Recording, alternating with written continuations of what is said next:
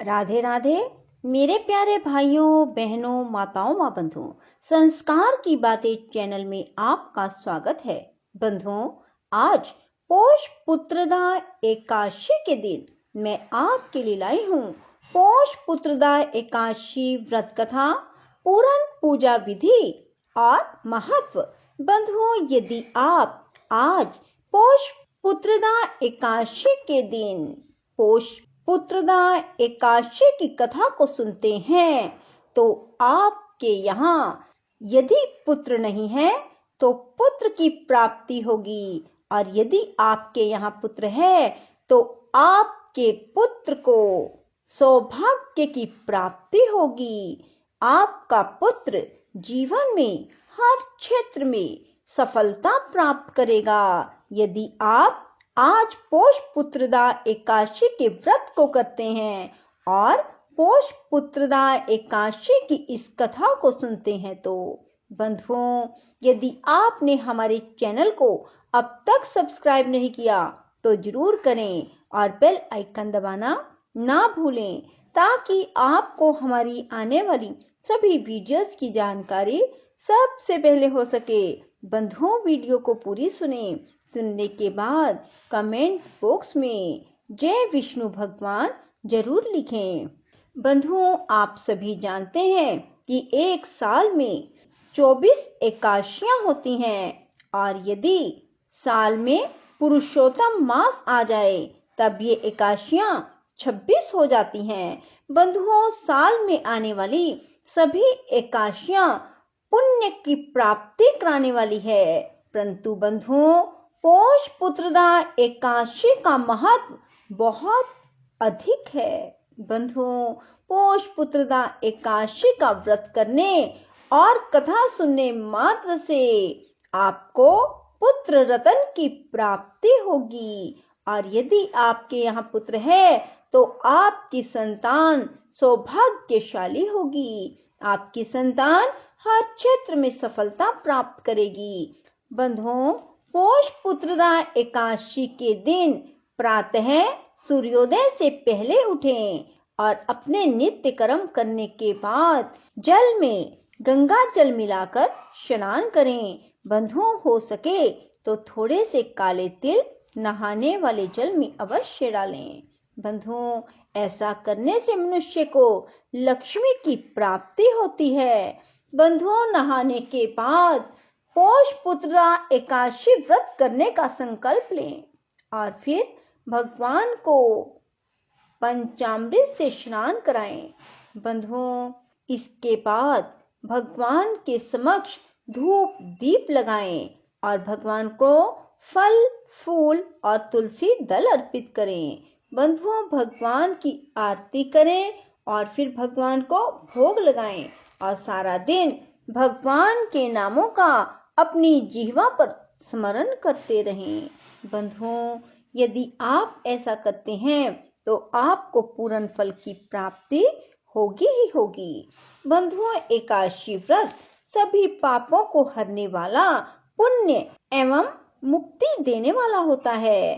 बंधुओं, जो मनुष्य एकादशी के एक व्रत को भी कर लेता है उसे 1000 अश्वमेघ और 100 राष्ट्रीय यज्ञों के बराबर पुण्य की प्राप्ति होती है।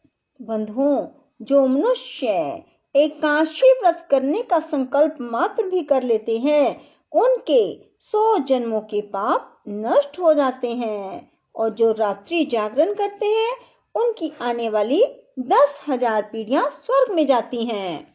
बंधुओं, मेरे साथ मिलकर सभी बोलिए विष्णु भगवान की जय हो।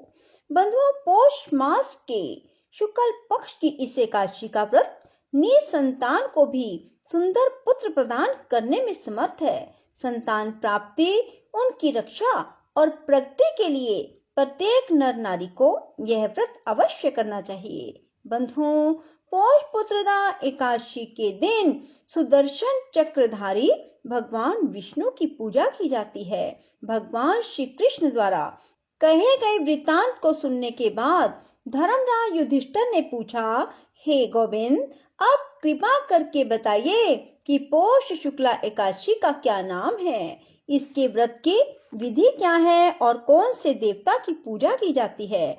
भगवान श्री कृष्ण ने उत्तर दिया, हे राजन, इस एकादशी का नाम पुत्रदा एकादशी है।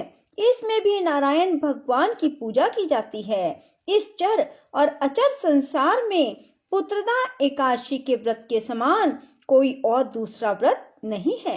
इसके पुण्य से मनुष्य तपस्वी, विद्वान और लक्ष्मीवान होता है। अब मैं तुम्हें पोष पुत्रदा एकादशी की कथा सुनाता हूँ। भद्रावती नगरी में एक सुकेतुमान नाम का एक राजा राज्य करता था। उसके कोई पुत्र नहीं था। उसकी स्त्री का नाम शैव्या था। वह संतानहीन होने के कारण सदैव चिंतित रहा करती थी। पुत्रहीन राजा के पितर रो रो कर पिंड लेते थे और सोचा करते थे कि इसके बाद हमको कौन पिंड देगा।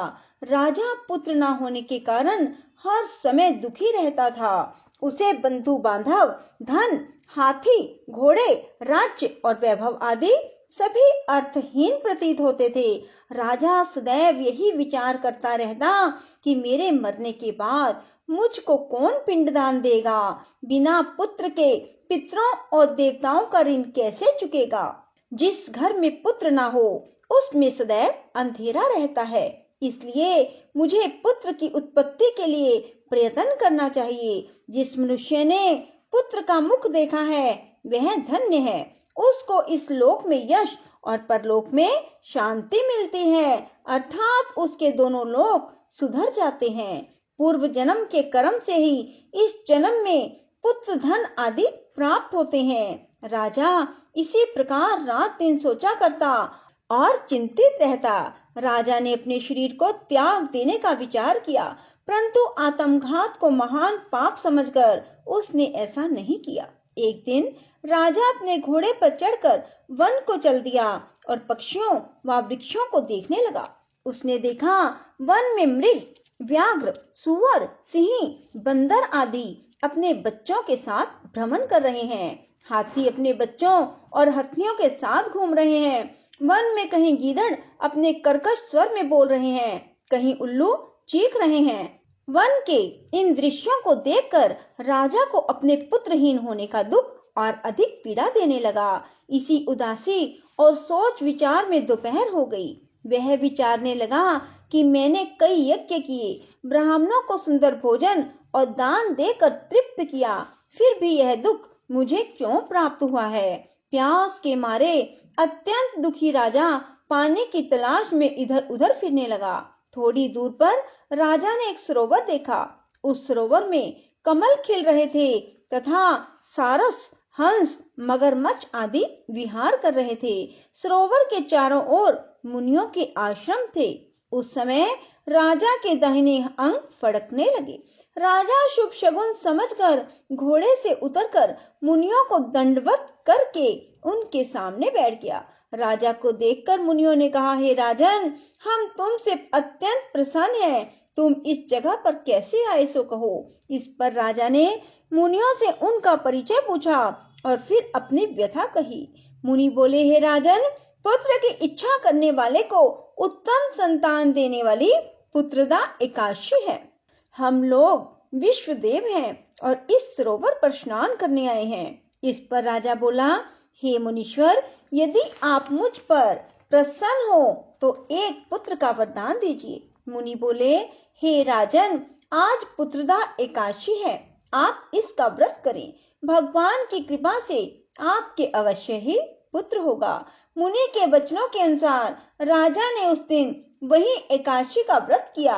वहीं द्वादशी को उसने व्रत का पारण किया और मुनियों को प्रणाम करके अपने महल को वापस चला आया। उसी मास रानी ने गर्भ धारण किया और 9 माह के पश्चात उसके एक उत्तम पुत्र पैदा हुआ, जो बड़ा होकर अत्यंत वीर, यशस्वी और प्रजापालक चक्रवर्ती स्मार्ट बना।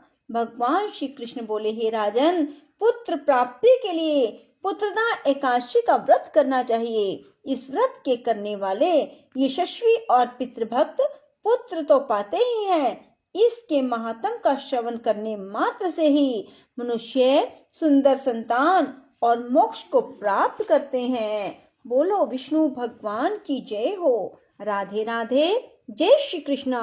बंधुओं, यदि आपको हमारी वीडियो पसंद आए तो इसे लाइक करें और शेयर भी जरूर करें। धन्यवाद।